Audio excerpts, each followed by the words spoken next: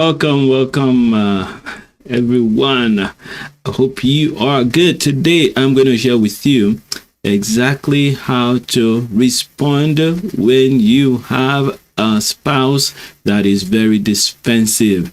If your husband is always very defensive and turning things around to attack you, I'm going to share with you what to do. If your wife is very defensive, you can never be right. No matter what you say, she's going to find a way to turn it around and it will be your fault. I'm going to share with you how exactly to do that. And wherever you're joining us from today, good morning, good afternoon, good evening. If you are live, please type #live so I can know that you're there. If you are catching this on the replay, #replay. Welcome everybody. It's going to be a great time today. All right. Usually I like to start with prayer, so we can do that today. Father, I thank you for my brothers, my sisters, anyone who's watching this with me today, or those who are catching this on the replay. I pray, Lord, for an abundance of grace upon them, abundance of wisdom, abundance of strength to do what needs to be done. Father, for those who are in pain because of the way that their spouses have chosen to respond, I pray, Lord, for grace to move forward today. As a result of what we're going to be sharing today, let there be clarity, let there be light, let darkness flee, let the truth come and set my brothers and sisters free today in the name of Jesus. Amen and amen. Yes, so welcome once again. My name is not on the screen, so I'm going to put it there. Why is that not there? All right, my name Ade Subanjo. I'm a coach, love coach, and I'm a pastor. And today I want to share with you what to do exactly if you find that your wife, your husband is always on the defensive and you cannot get a word in. How do you respond to that? This is one of a series of training that I've been doing on how to really rebuild your marriage from scratch. It's a series of training on communication. And I share with you in the first one that a researcher named John Gottman, he has done research over many years on marriages, and what he came to the conclusion he came to was that there are these 4 ways of communication that would destroy any marriage, if you continue in them. And he mentioned them as contempt, criticism, defensiveness, and stonewalling. And we have talked about them, and I've shared in previous videos how to make sure that you don't do that. But you can only control yourself. You can try not to be defensive. You can try not to be critical in your speech. You can try not to talk to your spouse with contempt. You can try not to stonewall, but you cannot stop your spouse from doing that. So today I'm sharing with you what to do if you find that you're on the receiving end of these things and the relationship breaks, not because of the one who is or the one who is doing the crime, who is being defensive all the time. The relationship eventually breaks down because the person who's on the receiving end cannot receive this negativity all their life. And so you may be at that point where you're saying, I've been taking this for too long. I don't want to take it anymore. So if that is you, this is your message. I don't want you to continue to struggle. I want you to have a way to turn your marriage around. Now, what is defensiveness? Defensiveness is when a person hears you and turns what you've said around to attack you, or to say, you know what, you're the one that is not sensitive, or that you're not understanding me, and I'm not wrong. They are never wrong. And what happens here is that you then, who is on the receiving end, you feel frustrated.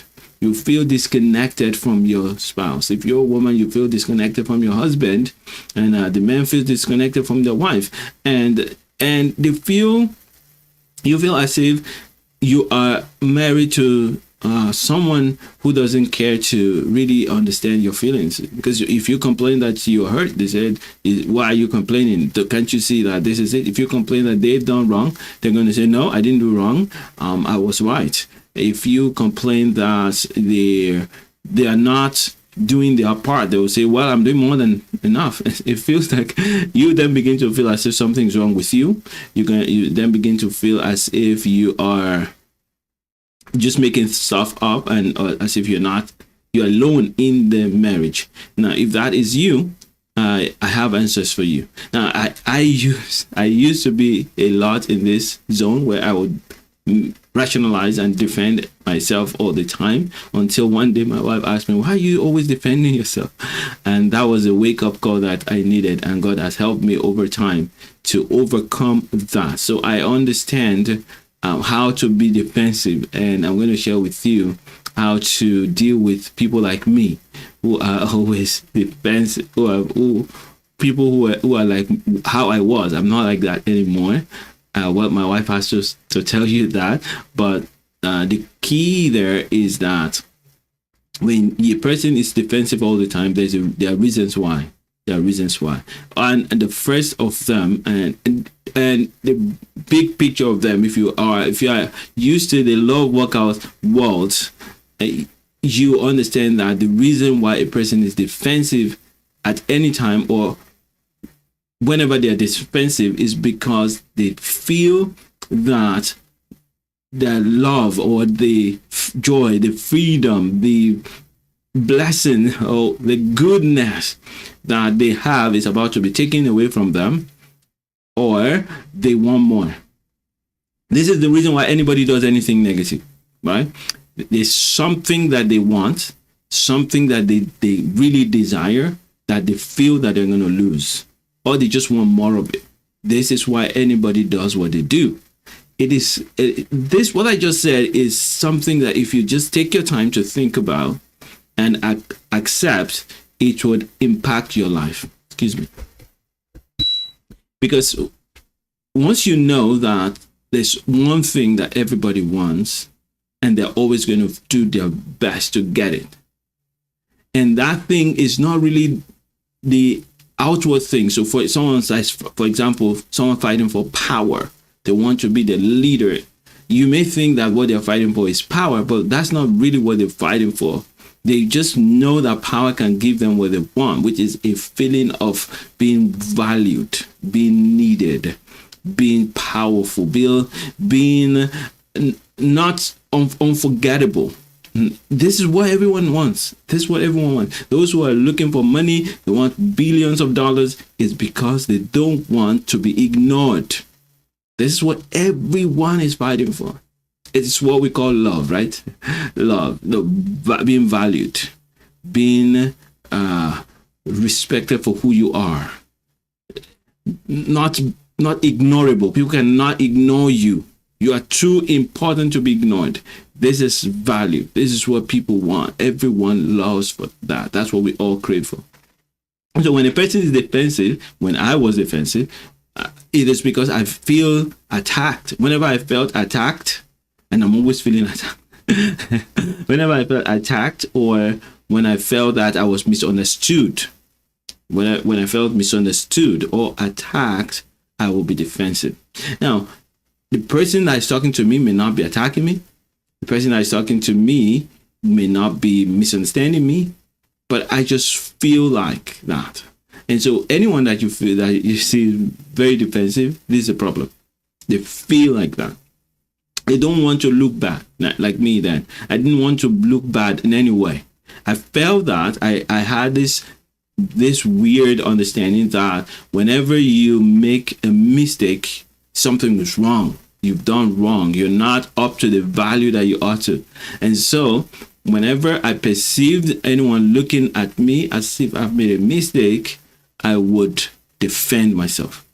And of course, if you are in the habit of doing that, you're going to cause some disconnection with the people around you. And I think I'm just going to say this out there. I think we all fall somewhere in the spectrum. It's not like your marriage is perfect because you never defend yourself. That's not the case. There's a minimal amount that is normal. It's okay, but you still have to work on that. Yes, but when it comes to every time, every day, it breaks marriages. Why? Because it brings disconnection. So if you're on the receiving end of that, you are going to begin to feel disconnected to the point where you may want to say, you know what, maybe this marriage is not worth it. Maybe this person doesn't care. It's not that they don't care. It's just that they've learned to defend themselves all the time. They've learned to not do bad, not do wrong, not fail, and it has the strength in the sense that it gives them a drive. They try to excel and succeed. They're very competitive. So if you find someone that's very competitive, they are going to most likely also be very defensive at all times. Now, so if you have that kind of a spouse or husband or wife, then well, I'm going to share with you what you're going to do. There are three things, but the one and the most important one I want to share is that don't take it personally. Don't think that your husband, who is always defending himself, is just trying to be mean to you. Don't do that, because it's really not the case. The case is that they feel attacked. Maybe you're attacking them, but really most times you're not attacking them. They just feel attacked. So don't take it personally. Don't take it personally. They feel that they have done wrong and they don't want to be wrong. That's another one. I have a friend like that. Doesn't want to be wrong. Never wants to be wrong. And even when they're wrong, or even they don't need to be wrong. When they're not the one that came up with a good idea, they still feel bad. Now, they're not mad at you. They just feel bad. So don't take it personally. I'm not saying that the behavior is right.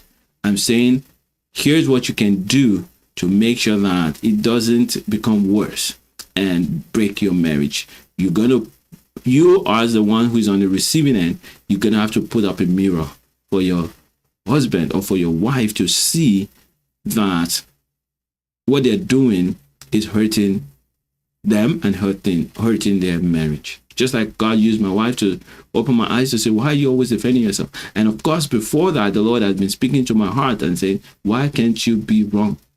What is wrong if people think that you are wrong? What is wrong if people think wrong about you? Right? They think that you are a failure and you're not. What's the problem with that?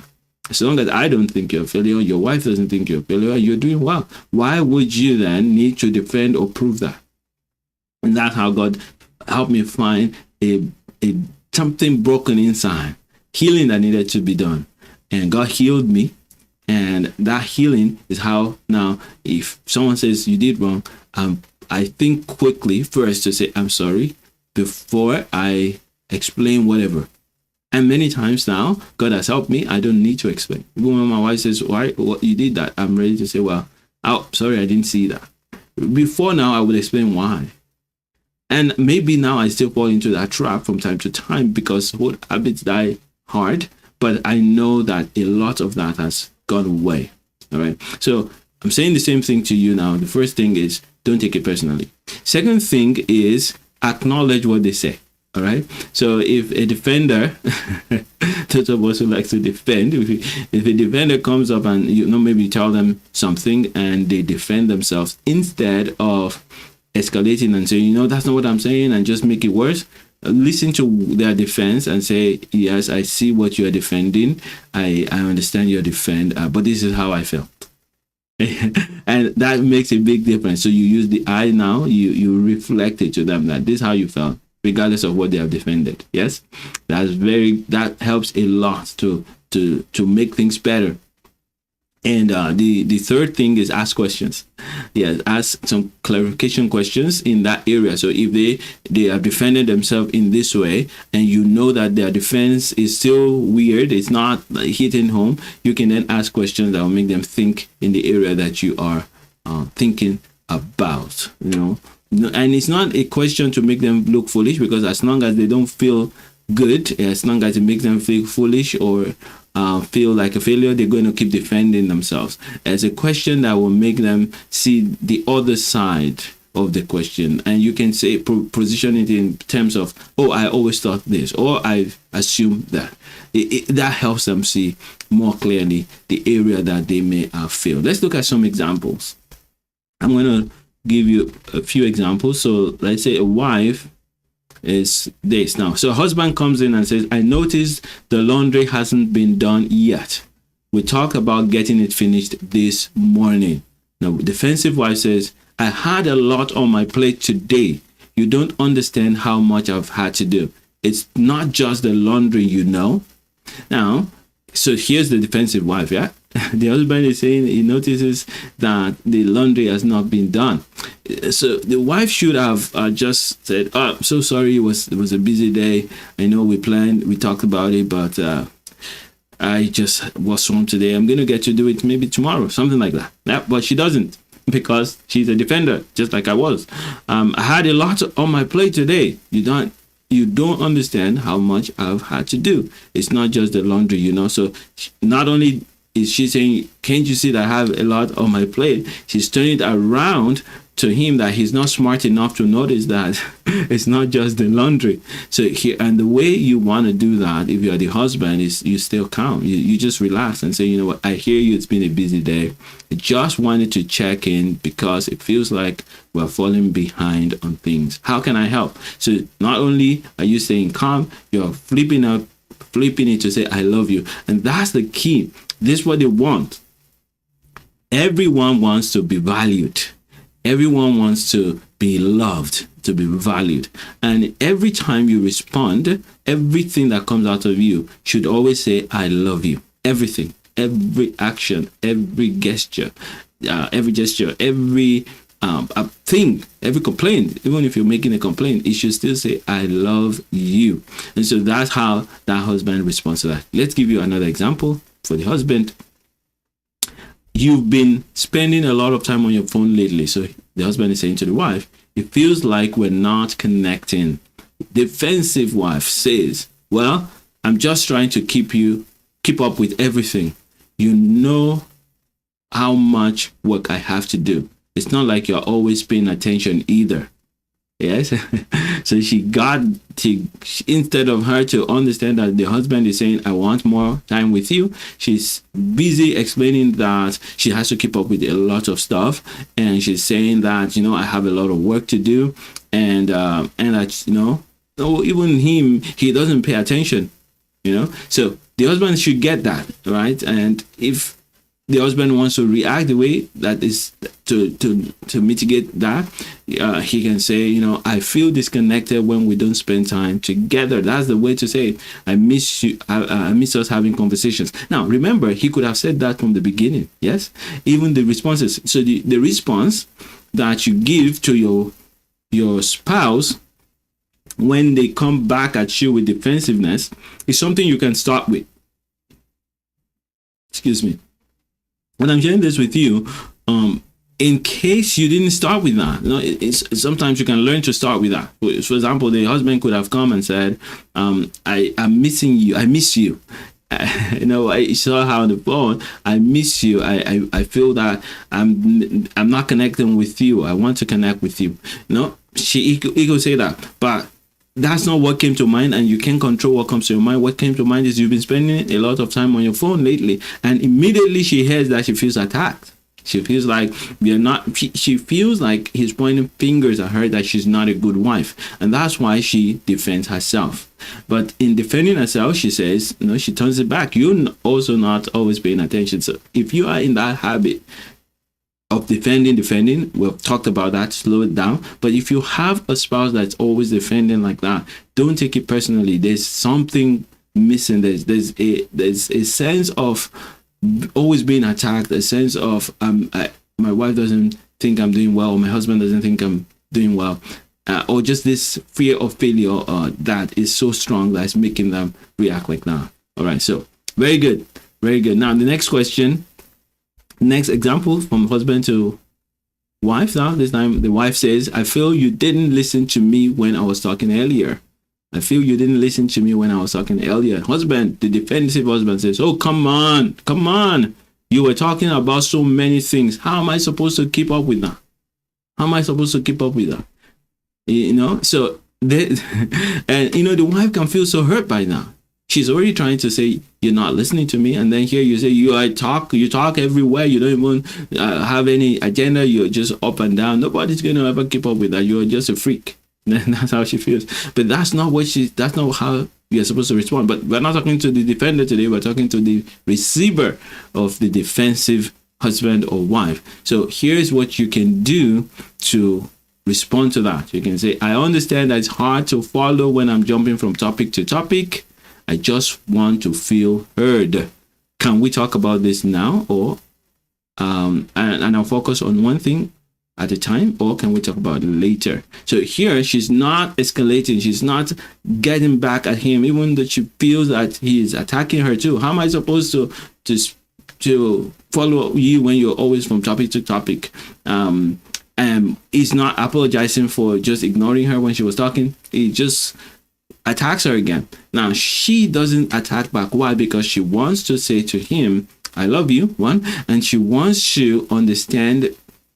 She wants to make him know that this is not the best way to react. It's not always about attacking or being right or being wrong.